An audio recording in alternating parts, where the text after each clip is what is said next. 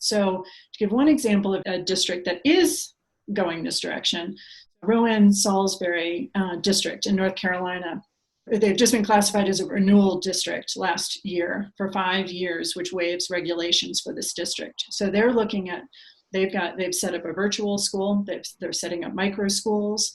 They're looking at how do we enable this and give many options to families to fit whatever it's going to be. Some kids are not going to be able to come back to school because the health risks are too high, even if the state says it's okay, or the district says it's okay.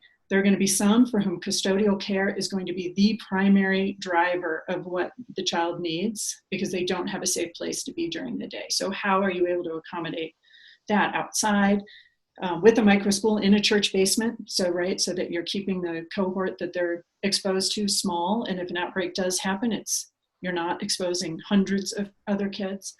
So I just think that, in workspace in the cloud, right, that's a whole nother platform that's going to be available. These things are coming online like this right now, and it's not going to stop because right now there's an economic incentive. There are family members who do have money who are looking for alternatives, and they are not looking for alternative schools because that's not an option during COVID. They're looking for this new alternative way.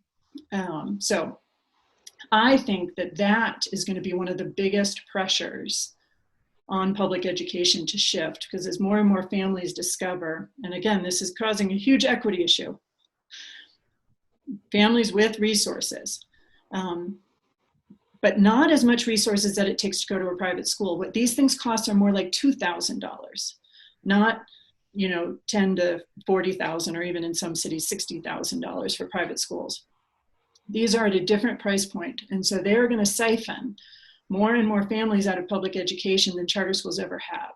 And so how do we adapt, not see that as a threat, but see that as an invitation to create the space for that to exist inside of public education?